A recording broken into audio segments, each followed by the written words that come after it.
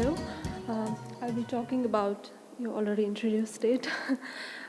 This work was carried out in one of the premier research institutes in India, CSIR and National Geophysical Research Institute, where I was working previously. Now I have moved to another institute, so I'll be presenting this work. I'd first like to introduce the situation of groundwater resources in India. There were numerous studies, and you could see in the figures here. This is the situation. This is the southern part of India, and this is the northern part of India. The study was carried out by the Rodel et al. In I think it was in 2009. Yes, this was published in Nature, and it raised an alarm in Indian country of India, because it said that groundwater levels are depleting at an alarming rate in the northern India, and 54% of India faces a high to extremely high water stress. So I actually talk about how we as a country are approaching this problem, and how we as groundwater scientists or academicians or hydrogeologists are approaching and giving our solutions. I would like to first show, this is the typical granitic aquifer in India, in southern part of the India here. It's composed of granitic aquifers, hard rock aquifers. So it's a semi-arid type of climate, and this is a rural, now fast urbanizing as well, and it's heavily overexploited region. We did some studies here, and you can see the profile, the sandy regolith, and then laminated layers, and fissure layer, weather layer, and fissure layer.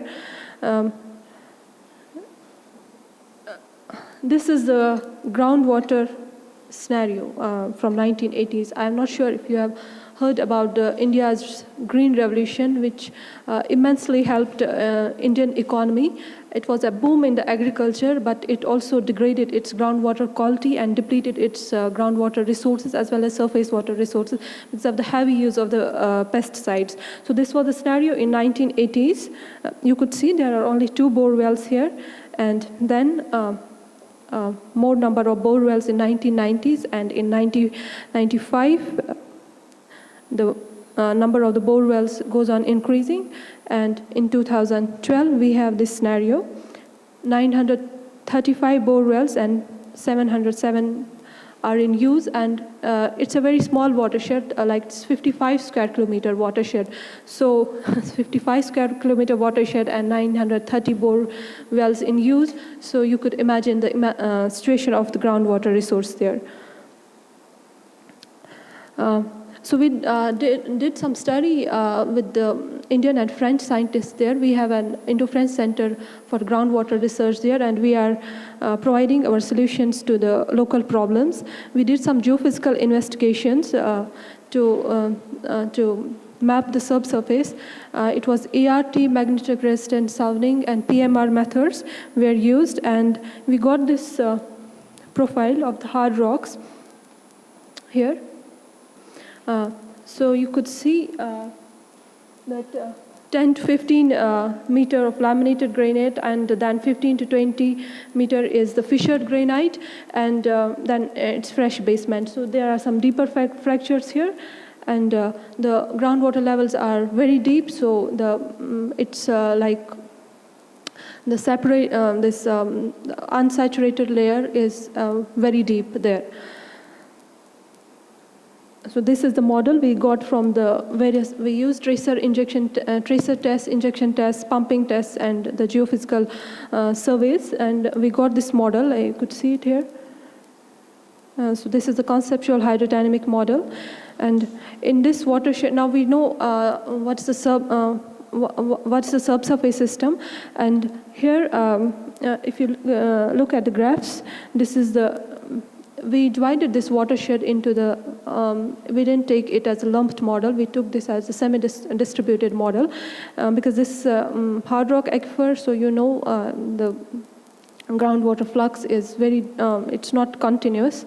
So we divided this, and these are the this is the recharge in the 3 different zones. It's 50 mm per year, and this is the groundwater abstraction, groundwater withdrawal scenario. The scenarios used were different land use scenarios and different climatic scenarios. So groundwater is abstracted heavily here. This is the estimated and projected groundwater loss in the watershed. We have some ground data till 2012, and afterwards it was projected. And if you look here, the system it shows that the groundwater system is not sustainable, and it's showing the declining trend here. So on the basis of this, we divided this watershed into 3 zones. One was the first priority zone, second priority zone here, and the third priority zone, which shows us that it needs some watershed interventions, or the development for the industries should be completely stopped in for example, in priority zone number 1. So this is the situation now. And the biggest use of groundwater in India is, since this is an agrarian country, and the biggest use of groundwater is agricultural sector. So it's also, people are dependent on agriculture for their livelihood. So it's very difficult for us to convince the farmers to change their agricultural practices to safeguard groundwater. And our groundwater laws are not very strong, and they are not implemented on ground very strongly. So what we did, that we prepared a decision support tool. So we applied this strategy. We prepared a decision support tool and gave it to the farmers. That we told them that this is your resource. So do you want a condition like, for example, here, the groundwater levels are declining continuously if you use the current land use scenario, or if you are going to pump the groundwater at the current rate. So this will be the scenario, and this will be the second. This will be the second scenario if you continue to use groundwater like this. So we also showed them the second scenarios using different climatic and land use patterns. So we told them that this is the situation if you change your land use pattern, and if this is the scenario here in red. This is the changing cropping pattern scenario. You could see that the groundwater levels are maintained here properly. And this is the second scenario, where this is a combination of the change in land use plus artificial recharge. So fortunately, they listened to us, and they changed their cropping pattern. So and it was economically viable as well.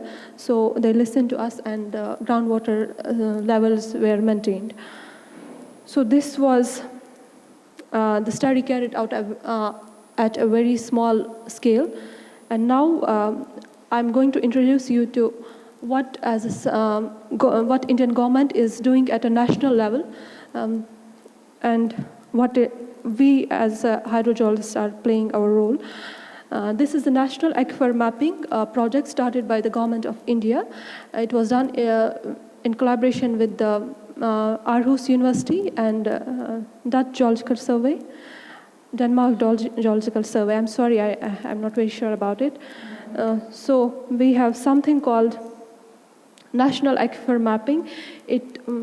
India is a diverse country, and we have different lithological formations, different geology, different climate.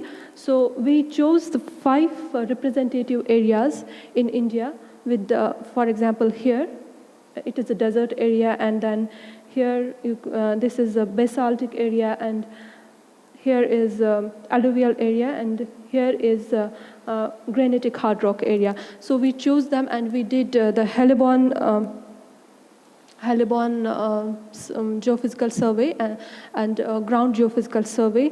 The main idea was to produce the 3D maps of the aquifer. to give it to the stakeholder, to prepare the 3D maps of the groundwater system and to give it to the stakeholders like policymakers or farmers to, so that they could protect their groundwater resource, or they can do whatever they want, but at a controlled level. So this is the findings. I'm sharing with you the findings of this very ambitious project. So this is the 3D map of the subsurface system. This is an alluvial region. This region has a problem that it is contaminated with the arsenic as well. After getting these 3D maps from the geophysical surveys, heliborne geophysical surveys, we found that there are two aquifers, one aquifer 1 and aquifer 2. And currently, aquifer 1 is contaminated with arsenic, and aquifer 2 is not contaminated with arsenic. So this aquifer is sealed, and people are abstracting groundwater from here.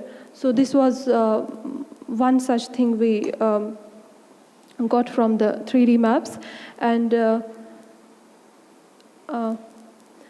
using this knowledge, we told the government that it should be completely sealed, and we could design the groundwater model, which determines the optimal pumping rate and optimal monitoring, optimal pumping sites. So this was one of our finding, and the second finding is in the basaltic traps. It's in Deccan area of including Marathwada region. So it's here. So here we also, it also provides a clustering of various lava flows, structures, and groundwater pathways. So this information was used to select the potential sites for the managed aquifer recharge. For example, here, it has deep fractures here, here, and here. You can see it. So these regions were selected for the potential managed aquifer recharge sites. This was one of the findings. And the second is the 3D wave of the crystalline aquifer in Hardrock region. It's in Karnataka, AP, and Telangana region. So we got the detailed knowledge of the subsurface up to 200 meters below ground. So we also got water-bearing fractures and precise thickness of weathered zones as well. So you could see the elevation, and as the depth increases,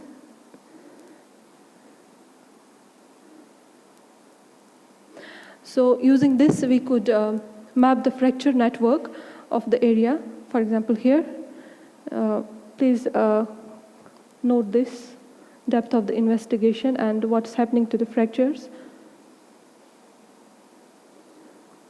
So using this knowledge, we could map the fracture network, and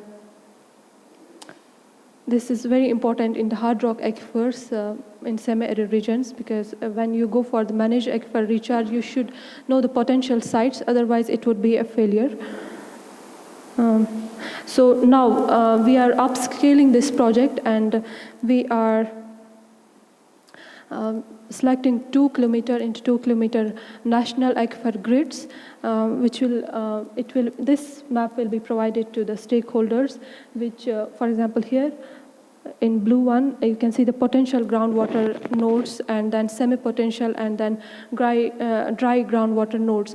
So this tells us about where exactly can we go for managed aquifer recharge, or where actually should we go for the protection and delineation of the groundwater resource, or it also says that where water is available in plenty. So this was what we are currently doing in India regarding the sustainability of our water resources. So this is it. Thank you.